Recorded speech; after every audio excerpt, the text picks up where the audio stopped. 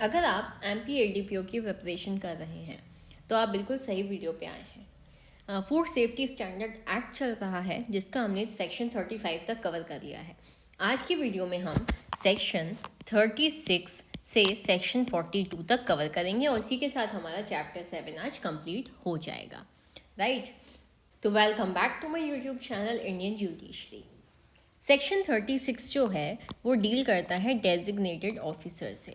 अब designated officer कौन होता है ये हमें सेक्शन 36 में दिया गया है। चलिए एक एक करके हम इसका ब्रेक डाउन करेंगे। The commissioner of food safety shall by order appoint the designated officer who shall not the below the rank of sub divisional officer to be in charge of food safety administration in such area as may be specified by regulation. देखिए कौन appoint कर रहा है designated officer को, तो यहाँ पे आपको याद रखना है कि जो कमिश्नर ऑफ फूड सेफ्टी होगा, ठीक है, वो ऑर्डर के द्वारा, ठीक है, आदेश के द्वारा अपॉइंट कर सकता है किसको, डेजिग्नेटेड ऑफिसर को, डीओ को, जो कि एसडीओ से बिलो रैंक का नहीं होगा, not below the rank of sub divisional officer to be in charge of food safety administration in such area as may be specified by regulation. ठीक है, तो यहाँ पे आपको 3 चीज़ें याद रखनी है कि जो कमिश्नर ऑफ फूड सेफ्टी है वो अपॉइंट करेगा डेजिग्नेटेड ऑफिसर को जो कि सब डिविजनल ऑफिसर से बिलो रैंक का नहीं होगा। ठीक है, sub section 2 there shall be a designated officer for each district. ठीक है, सब सेक्शन 2 हमें बता रहा है कि जो डीओ होगा वो प्रत्येक जिले में होगा। सब सेक्शन 3 बात कर रहा है functions to be perform by DO shall be as follows namely. देखिए कौन कौन से फंक्शंस हैं जो डीओ के द्वारा, डेजिग्नेटेड ऑफिसर के द्वारा फॉलो किए जाएंगे।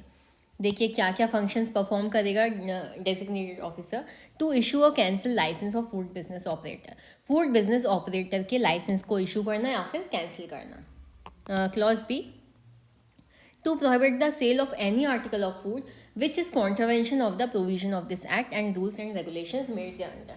देखिए जो डेजिग्नेटेड ऑफिसर है वो प्रोहिबिट कर सकता है किसी भी फूड के आर्टिकल की सेल को। ठीक है, कोई भी ऐसा फूड जिससे उसको लगता है कि वो इस एक्ट के प्रोविज़न के कॉन्ट्रावेंशन में है, ठीक है, ऐसे आर्टिकल को बेचने से प्रोहिबिट कर सकता है।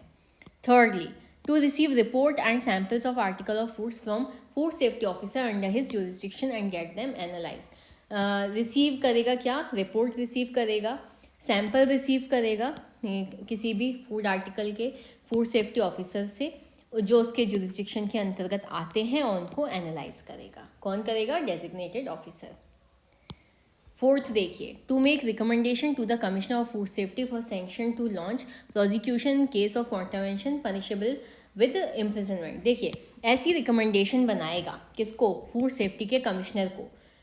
ऐसा कोई भी एक्ट है जो कि इम्प्रिजनमेंट से पनिशमेंट, यहाँ पर पनिशेबल है। अगर इम्प्रिजनमेंट से पनिशेबल है किसी केस में, किसी ऑफेंस में अगर जेल का प्रावधान दिया गया है तो किसको रिकमेंड करेगा कि फूड सेफ्टी का जो कमिश्नर है उसको रिकमेंड करेगा। ठीक है, केस। क्लॉज ई है टू सैंक्शन और launch prosecution in case of contravention punishable with fine. अगर देखिए कोई अपराध फाइन से, ठीक है, जुर्माने से जो है दंडनीय है तो उसका सैंक्शन ऑफ प्रोसिक्यूशन वो खुद ही कर सकता है। कौन, डेजिग्नेटेड ऑफिसर। तो क्लॉज डी और क्लॉज ई में आपको याद रखना है कि अगर कोई भी ऐसा अपराध है, ठीक है, जिसकी सज़ा इम्प्रिजनमेंट होगी तो रिकमेंडेशन किसको देगा, वो उस केस को किसको रिकमेंड करेगा, फूड सेफ्टी के कमिश्नर को। और अगर सिर्फ और सिर्फ फाइन का प्रावधान है जहाँ पर, जिस केस में, तो वो खुद ही प्रोसिक्यूशन को जो है लॉन्च कर सकता है या सैंक्शन कर सकता है। क्लियर है। क्लॉज एफ देखेंगे, to maintain record of all inspections made by food safety officer and action taken by them in the performance of their duties. Clause F बोल रहा है कि मेंटेन करेगा रिकॉर्ड, वो सभी रिकॉर्ड मेंटेन करेगा जो इंस्पेक्शन किया है उसने फूड सेफ्टी ऑफिसर के द्वारा और जो भी एक्शन लिया गया है उसकी ड्यूटीज़ को परफॉर्म करने में। ठीक है, तो सभी इंस्पेक्शन के रिकॉर्ड को मेंटेन करेगा कौन, designated officer. Right, to get investigated any complaint which may be made in writing in respect of any contravention of the provision of this act and the rules and regulations made thereunder। देखिए वो सभी complaint, कोई भी complaint जो written में दी गई है इस एक्ट के प्रोविज़न के कॉन्ट्रावेंशन में, उल्लंघन में, उसको इन्वेस्टिगेट करने का काम किसका है? डेजिग्नेटेड ऑफिसर का। Clause H, to investigate any complaint which may be made in writing against the food safety officer and, देखिए अगर कोई ऐसी कंप्लेंट है जो रिटन में दी गई है किसके अगेंस्ट? फूड सेफ्टी ऑफिसर के अगेंस्ट, उसको इन्वेस्टिगेट करेगा कौन? Designated officer. Clause I, to perform such other duties as may be interested by the commissioner of food safety, और वो सभी ड्यूटीज़ परफॉर्म करेगा जो फूड सेफ्टी के कमिश्नर के द्वारा उसको दी गई हैं। ठीक है, तो आई होप आप लोगों को सेक्शन 36 अच्छे समझ में आ गया होगा। डेजिग्नेटेड ऑफिसर कौन अपॉइंट करता है? Commissioner of food safety appoint करता है, जो कि एसडीओ से बिलो रैंक का नहीं होगा, और ये प्रत्येक जिले में होता है। ठीक है, और ये इसके सारे फंक्शंस हैं। अब आ जाइए सेक्शन 37 पे, food safety officer. Food safety officer कौन होता है? The commissioner of food safety shall by notification appoint such persons as he thinks fit having the qualification prescribed by the central government as food safety officer for such local areas as he may assign to them for the purpose of performing functions under this act and the regulations and rules made thereunder। देखिए यहाँ पर भी commissioner of food safety है। ठीक है, designated officer को भी food safety के कमिश्नर ने अपॉइंट किया है, और फूड सेफ्टी ऑफिसर को भी कौन अपॉइंट करता है? Commissioner of food safety, notification के द्वारा, और यहाँ पर था आदेश के द्वारा। ठीक है, नोटिफिकेशन के द्वारा करेगा अपॉइंट ऐसे व्यक्ति को जिसको फूड सेफ्टी ऑफिसर को लगता है कि उसके पास सेंट्रल गवर्नमेंट के द्वारा प्रिस्क्राइब की गई सभी क्वालिफिकेशन है as a food safety officer. उन लोकल एरिया के लिए अपॉइंट करेगा और साइन करेगा कि वो सभी फंक्शंस को परफॉर्म करे जो इस एक्ट के अंतर्गत दिए गए हैं। Sub section 2, the state government may authorise any officer of the state government having the qualification prescribed under subsection 1 to perform the functions of a food safety officer within a specified jurisdiction। अब जो राज्य सरकार है वो authorise कर सकती है किसी ऑफिसर को स्टेट गवर्नमेंट के जिसके पास सबसेक्शन 1 में प्रिस्क्राइब की गई क्वालिफिकेशन है, वो सभी फंक्शंस को परफॉर्म करने के लिए फूड सेफ्टी ऑफिसर के किसी स्पेसिफाइड जुरिस्डिक्शन में। क्लियर है? तो ये हो गया हमारा सेक्शन 37। अब सेक्शन 38 में हम बात करेंगे power of food safety officer की। फूड सेफ्टी ऑफिसर की शक्तियाँ क्या होंगी? द फूड सेफ्टी ऑफिसर में फूड सेफ्टी ऑफिसर क्या कर सकता है, क्या शक्तियाँ हैं उसके पास? Take a sample of any food or any substance which appears to him to be intended for sale or to have been sold for human consumption. देखिए सैम्पल ले सकता है फूड सेफ्टी ऑफिसर किसी भी फूड का, किसी भी substance का जो सेल के लिए इंटेंडेड हो या ऑलरेडी सोल्ड हो ह्यूमन कंजम्पशन के लिए। मतलब शॉप में रखा फूड, फैक्ट्री में पैकेज्ड फूड या फिर ओपन फूड, सब कवर हो जाता है। सेकेंड क्लॉज क्या बोल रहा है? Take a sample of any article of food or substance which is found by him or on or in any such premises. Second clause बोल रहा है ऐसा फूड या सब्सटेंस जो प्रेमाइसेस में मिला हो और which he has reason to believe that it may be required as evidence in proceeding under any of the provision of this act or of the regulation or orders made thereunder।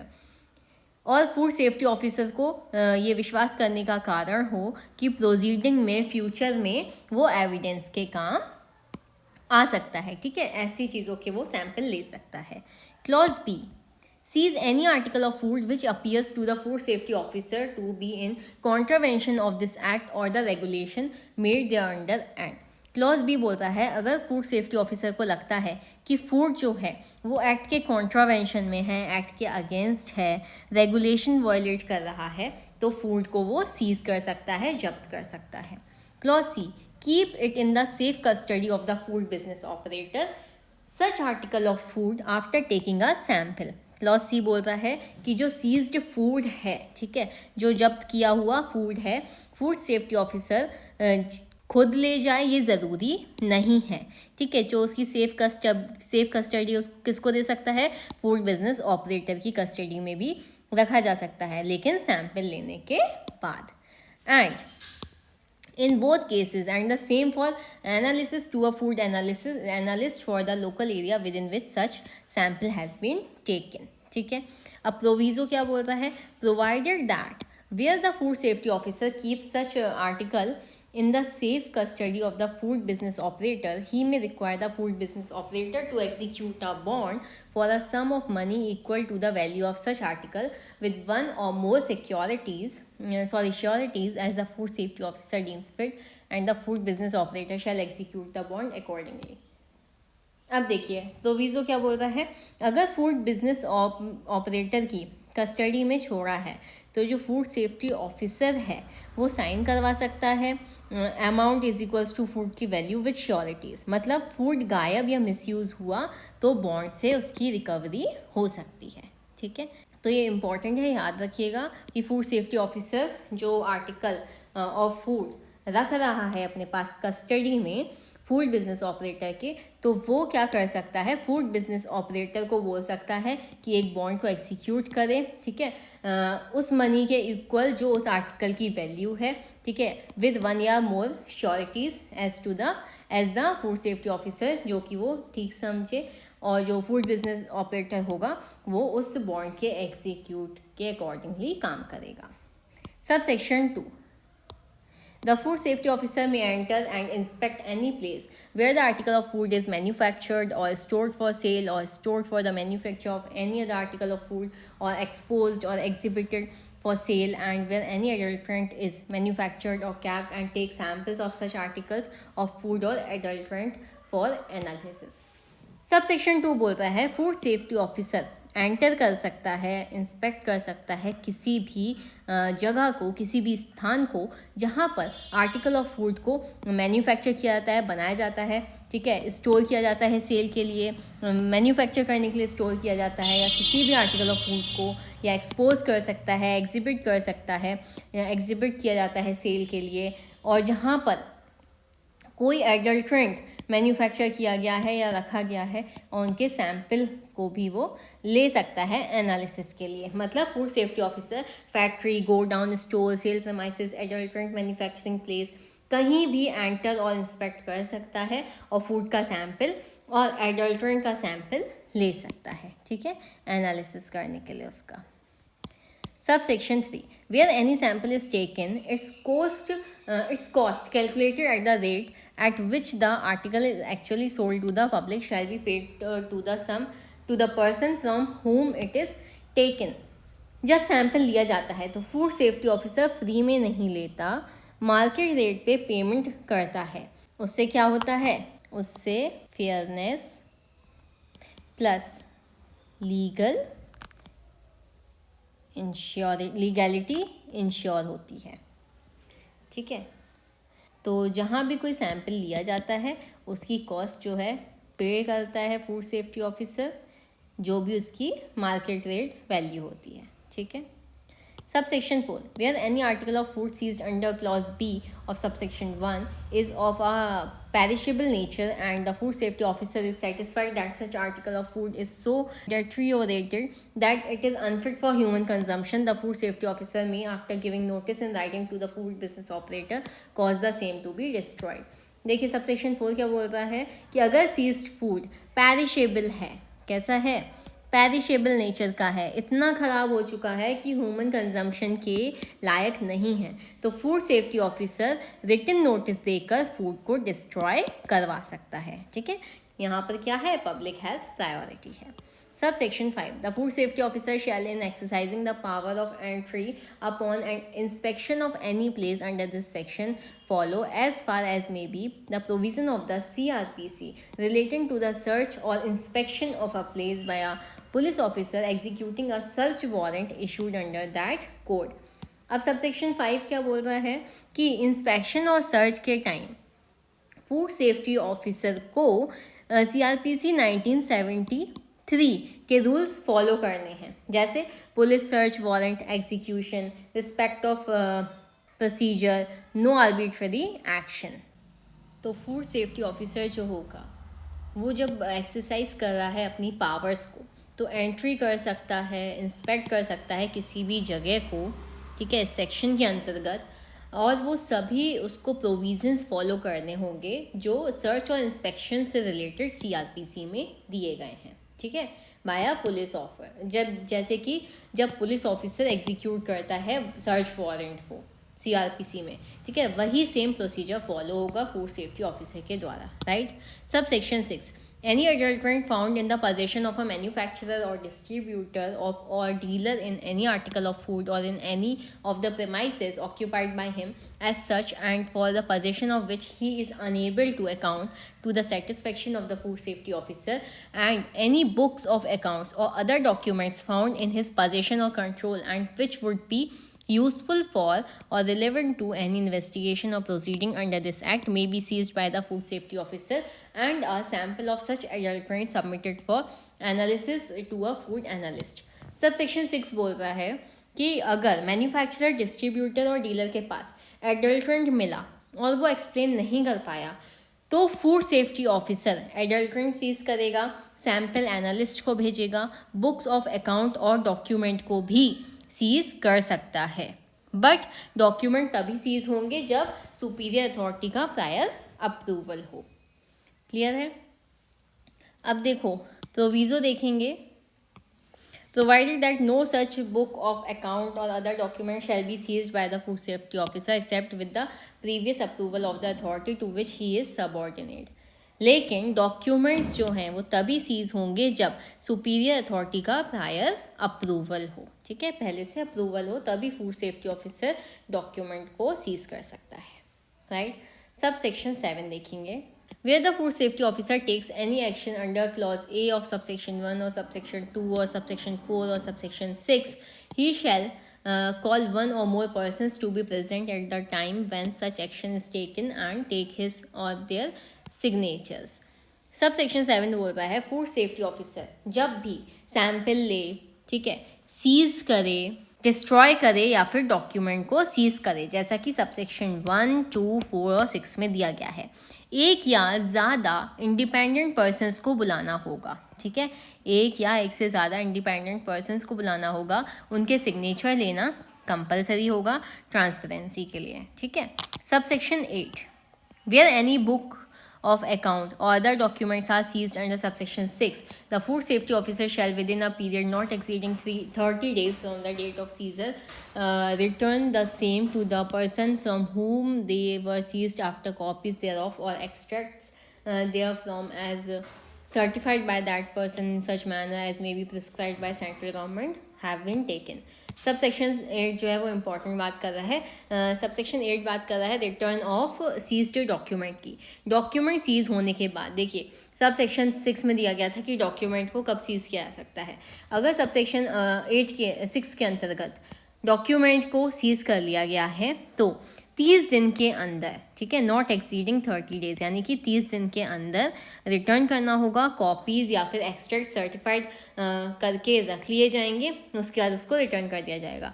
अगर accused certify करने से मना करे और prosecution चल रही हो तो कोर्ट सर्टिफाइड कॉपीज़ के बाद भी डॉक्यूमेंट्स को रिटर्न किया जा सकता है, राइट। प्रोविजो क्या बोल रहा है? Provided that where such person refuses to so certified and the prosecution has been instituted against him under this act, such books of account or the document shall be returned to him only after copies thereof and extracts therefrom as certified by the court have been taken. तो अगर accused certify करने से मना करे और prosecution चल रहा हो उसके अगेंस्ट तो कोर्ट सर्टिफाइड कॉपीज़ के बाद ही डॉक्यूमेंट्स रिटर्न होंगे, ठीक है। अब देखिए सबसेक्शन 9 क्या बोल रहा है। सबसेक्शन 9 बोल रहा है when any adulterant is seized under subsection 6, the burden of proving that such adulterant is not meant for purpose of adulteration shall be on the person from whose possession such adulterant was seized. बहुत ही simple सी बात है। Subsection 9 में बात हो रही है burden of proof की। अगर एडल्ट्रेंट सीज होते हैं अंडर सबसेक्शन 6 तो प्रूफ का बर्डन किस पर होगा? एक्यूज्ड पर होगा। मतलब उसको प्रूफ करना पड़ेगा कि जो एडल्ट्रेंट था वो एडल्ट्रेशन के लिए नहीं था, ठीक है। रिवर्स बर्डन क्लॉज है यहाँ पर।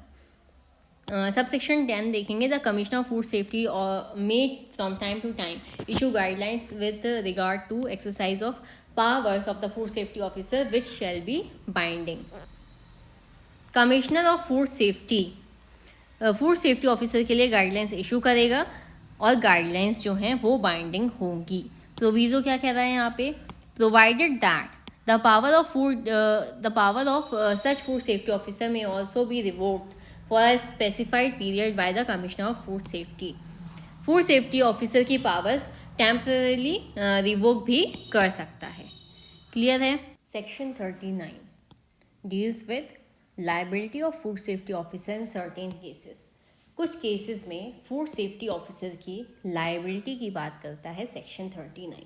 अगर फूड सेफ्टी ऑफिसर अपनी पावर्स यूज़ करते वक्त without justification, without reasonable ground personal harassment या मिसयूज़ करता है तो फूड सेफ्टी ऑफिसर खुद ऑफेंस का लायबल होगा. देखिए क्या कह रहा है section 39. Any food safety officer exercising powers under this act or the rules and regulation made thereunder who. कोई भी फूड सेफ्टी ऑफिसर इस एक्ट के अंतर्गत किसी भी रूल्स या रेगुलेशन के अंतर्गत अपनी पावर्स को एक्सरसाइज करते हुए vexatiously and without any reasonable ground seizes any article of food or adulterant. मतलब बैड इंटेंशन से हैरेस करने के लिए बिना प्रॉपर रीज़न या बिना एविडेंस के फूड या एडल्ट्रेंट को सीज कर लेता है. फॉर एग्जांपल, अगर फूड सेफ्टी ऑफिसर बिना किसी कंप्लेंट, बिना किसी इंस्पेक्शन रिपोर्ट, सिर्फ पर्सनल दुश्मनी में किसी शॉप का सामान उठा ले तो ये वेक्सेशियस सीजर है. क्लॉज बी क्या बोल रहा है? commits any other act to the injury of any person without having reason to believe that such act is necessary for the execution of his duty. अगर फूड सेफ्टी ऑफिसर कोई ऐसा act करे जिससे किसी पर्सन को inquiry, harm, loss हो और उसके पास ये बिलीव करने का रीज़न नहीं हो कि ये एक्ट ड्यूटी एग्जीक्यूट करने के लिए ज़रूरी था, तो भी फूड सेफ्टी ऑफिसर गिल्टी होगा. यहाँ पर इंजरी का क्या मतलब है? Financial loss, reputation damage, business disruption, mental harassment. ठीक है. shall be guilty of an offence under this act and shall be liable to a penalty which may extend to 1 lakh rupees. तो उसके लिए क्या पनिशमेंट है food safety officer के लिए? अगर क्लॉज ए या क्लॉज बी प्रूव हो जाता है तो पेनल्टी कितनी होगी? 1 लाख रुपए तक हो सकती है. Right.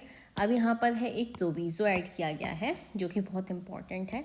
Provided that in case of any false complaint is made against a food safety officer and it is proved so the complainant shall be guilty of an offence under this act and shall be punishable with fine which shall not be less than 50,000 rupees but which may extend to 1 lakh rupees. यहाँ पर proviso है false complaint के क्या consequences होंगे. ये बहुत ही important safeguard है. अगर फूड सेफ्टी ऑफिसर के खिलाफ कोई फॉल्स कंप्लेंट लिखाता है, ठीक है, कोई झूठी कंप्लेंट करता है और प्रूव हो जाता है कि कंप्लेंट झूठी थी, तो कंप्लेनेंट गिल्टी होगा और फाइन कितना होगा? मिनिमम 50,000 टू 1 लाख रुपीज़ हो सकता है. क्लियर है. तो इस प्रोविज़ो का क्या पर्पस है? ताकि कोई भी पर्सन सिर्फ बदला लेने या प्रेशर बनाने के लिए फूड सेफ्टी ऑफिसर के खिलाफ झूठी कंप्लेंट ना करे. दोनों साइड यहाँ पर अकाउंटेबिलिटी दी गई है. फूड सेफ्टी ऑफिसर के लिए मिसयूज़ पर पनिशमेंट है और पब्लिक के लिए फॉल्स कंप्लेंट पर भी पनिशमेंट है. क्लियर है. नेक्स्ट सेक्शन देखेंगे. Section 40 deals with purchaser may have food analysed. जो परचेजर है, ठीक है, जो क्रेता है, जो वस्तु, जो भी खाने का आइटम खरीद रहा है, वो भी फूड एनालाइज करवा सकता है. ठीक है.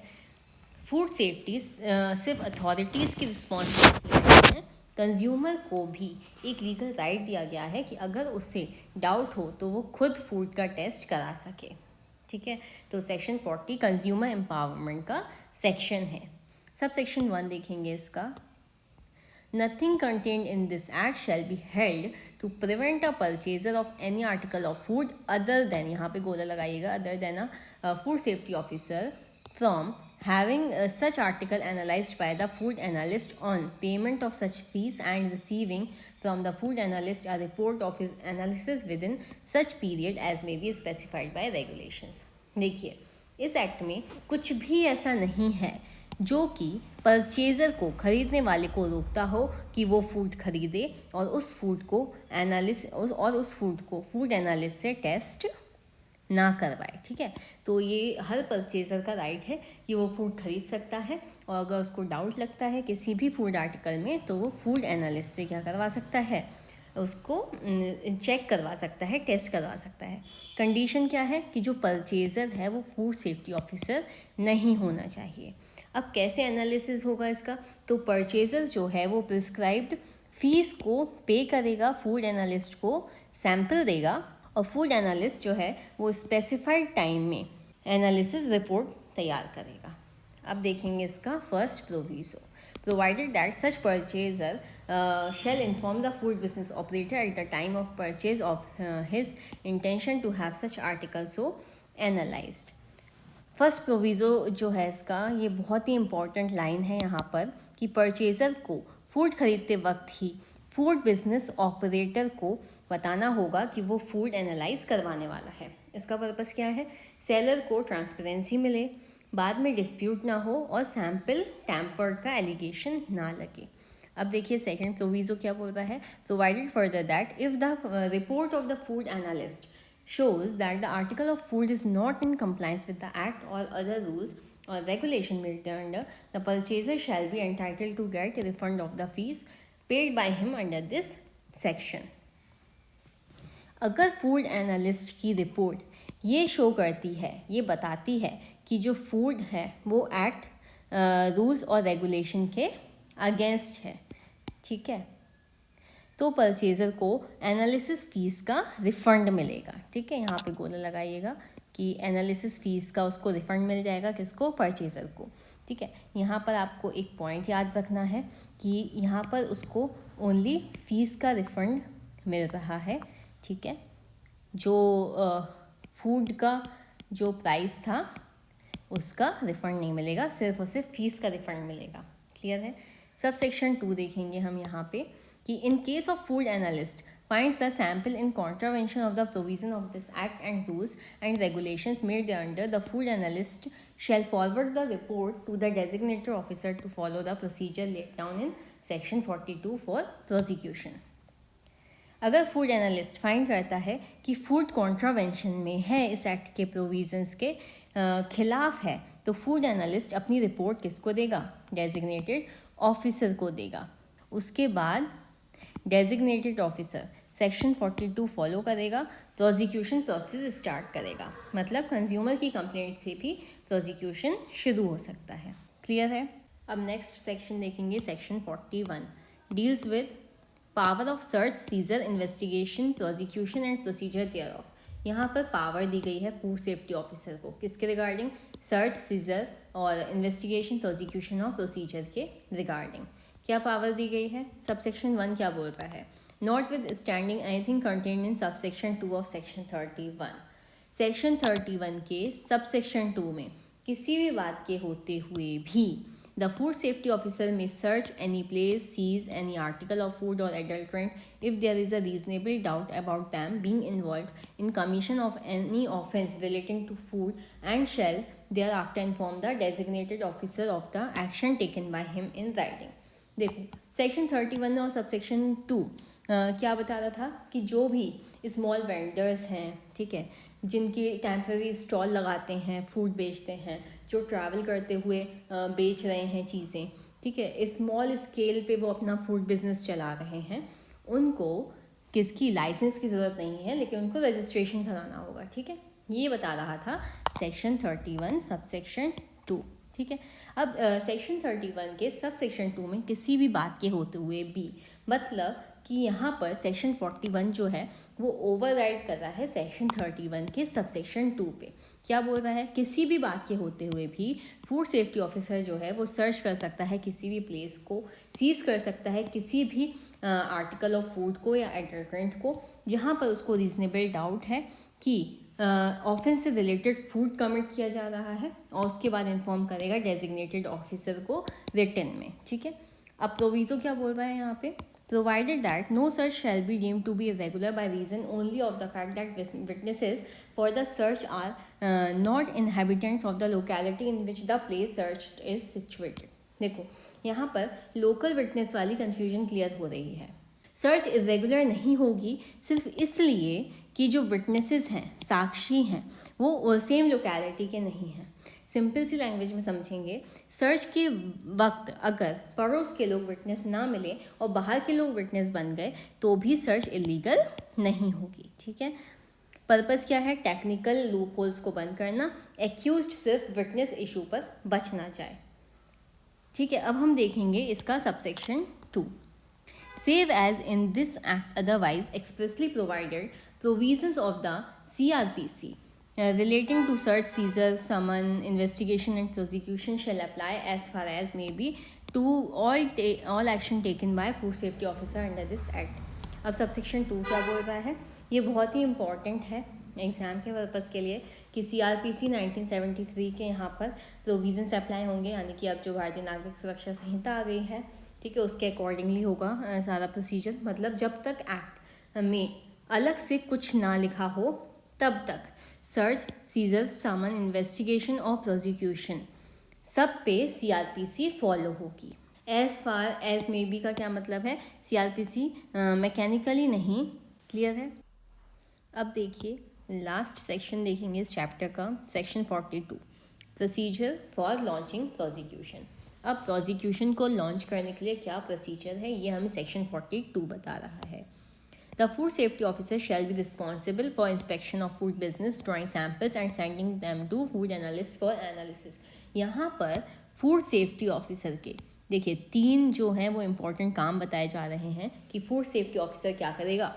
फूड बिजनेस को इंस्पेक्ट करेगा, ठीक है, उसका इंस्पेक्शन करेगा, सैम्पल्स लेगा और उन सैम्पल्स को फूड एनालिस्ट को एनालिसिस करने के लिए भेजेगा। ठीक है, अब देखिए sub section 2, the food analyst after receiving the sample from the food safety officer shall analyse the sample and send the analysis report mentioning method of sampling and analysis within 14 days to designated officer with a copy to commissioner of food safety. अब यहाँ से start हो रहा है food analyst का role. अब food analyst क्या करेगा? सैंपल को फूड सेफ्टी ऑफिसर से रिसीव करने के बाद एनालाइज करेगा सैंपल को और एक रिपोर्ट बनाएगा। ठीक है, और वो रिपोर्ट कितने दिनों के अंदर बनेगी ये आपको याद रखना है, 14 दिन के अंदर। ठीक है, विद इन 14 days किसको भेजेगा? डेजिग्नेटेड ऑफिसर को भेजेगा और एक कॉपी किसको भेजेगा? कमिश्नर ऑफ फूड सेफ्टी को भेजेगा। ठीक है, सब सेक्शन 3 देखिए अब, the designated officer after scrutiny of the food report shall decide as to whether the contravention is punishable with imprisonment or fine only, and in the case of contravention punishable with imprisonment, he shall send his recommendation within 14 days to the Commissioner of Food Safety for sanctioning prosecution। देखिए sub section 1 में सबसे पहले किसका role आया? Food safety officer का। इसके बाद फिर किसका रोल आया? फूड एनालिस्ट का। अब जब फूड एनालिस्ट ने अपनी जो एनालिसिस रिपोर्ट है वो डेजिग्नेटेड ऑफिसर और कमिश्नर ऑफ फूड सेफ्टी को एक कॉपी भेज दी, तब किसका रोल शुरू होता है यहाँ पे? डेजिग्नेटेड ऑफिसर का। अब डेजिग्नेटेड ऑफिसर क्या करता है कि फूड एनालिस्ट की जो रिपोर्ट है उसकी स्क्रूटनी करने के बाद डिसाइड करेगा कि जो ऑफेंस हुआ है वो फाइन से पनिशेबल है या फिर इम्प्रिजनमेंट से। ठीक है, ये डिसाइड करने के बाद वो अपनी रिकमेंडेशन कितने दिनों के अंदर? विद इन 14 days किसको भेजेगा? कमिश्नर ऑफ फूड सेफ्टी को, प्रोसिक्यूशन को सैंक्शन करने के लिए। Sub section 4, the commissioner of food safety shall, if he so deems fit, decide within the period prescribed by the central government as per the gravity of offence whether the matter be referred to। अब यहाँ पर किसका काम शुरू हो गया? Commissioner of food safety का। अब फूड सेफ्टी डिसाइड करने के बाद देखेगा ग्रेविटी ऑफ ऑफेंस, ठीक है, वो ऑफेंस किस प्रकार का है, उसके अकॉर्डिंगली कोर्ट में मैटर को रिफर करेगा। 2 क्लॉजेस हैं, a court of ordinary jurisdiction in the case of offence punishable with imprisonment for a term of 3 years। अगर आप याद रखिएगा कि अगर ऐसा ऑफेंस है जिसकी पनिशमेंट 3 years तक है, ठीक है, तो ऑफेंस को उसको कहाँ पर रेफ़र किया जाएगा? उस मैटर को कोर्ट ऑफ ऑर्डिनरी ज्यूरिसडिक्शन। ठीक है, clause B, a special court in case of offence punishable with imprisonment for a term exceeding 3 years where such a special court is established, and in case no special court is established such cases shall be tried bye a court of ordinary jurisdiction. अब देखिए यहाँ पर कि अगर offence जो है वो 3 साल से ज़्यादा की सज़ा है, ऐसा कोई अपराध है जिसकी 3 इयर्स प्लस पनिशमेंट है, तो मैटर कहाँ पे रेफर किया जाएगा? स्पेशल कोर्ट में। और अगर स्पेशल कोर्ट को इस्टेब्लिश नहीं किया गया है, ठीक है, कोई भी स्पेशल कोर्ट को नहीं किया गया है इस्टेब्लिश, तो उस केस में भी कहाँ पर जाएगा case? Court of ordinary jurisdiction, ठीक है। तो जो कोर्ट ऑफ ऑर्डिनरी ज्यूरिसडिक्शन है वहाँ जाएगा ही जाएगा अगर 3 साल की पनिशमेंट है उस अपराध की तो, और अगर 3 साल से ज़्यादा की है तो मामला कहाँ जाएगा? स्पेशल कोर्ट में जाएगा। अगर किसी केस में स्पेशल कोर्ट को इस्टेब्लिश नहीं किया गया है तो मामला कहाँ जाएगा? कोर्ट ऑफ ऑर्डिनरी ज्यूरिसडिक्शन में। क्लियर है? अब देखेंगे हम subsection 5। The Commissioner of Food Safety shall communicate his decision to the designated officer and the concerned food safety officer, who shall launch prosecution before court of ordinary jurisdiction or special court as the case may be, and such communication shall also be sent to the purchaser if the sample was taken under section 40। अब देखो actual prosecution launch हो रही है यहाँ पे। अब court में case कैसे जाता है?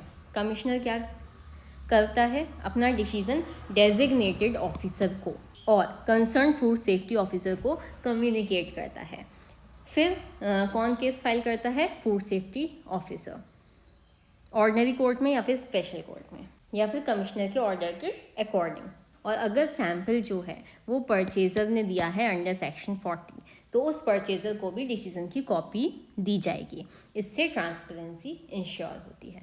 तो आई होप आप लोगों को चैप्टर 7 अच्छे से क्लियर हो गया होगा। अगर कोई डाउट है तो कमेंट सेक्शन में पूछ सकते हैं। नेक्स्ट वीडियो में हम चैप्टर 8 करेंगे जो कि डील करता है एनालिसिस ऑफ फूड से। तो मिलते हैं कल। वीडियो पसंद आई हो तो please do like share subscribe. Thank you for watching.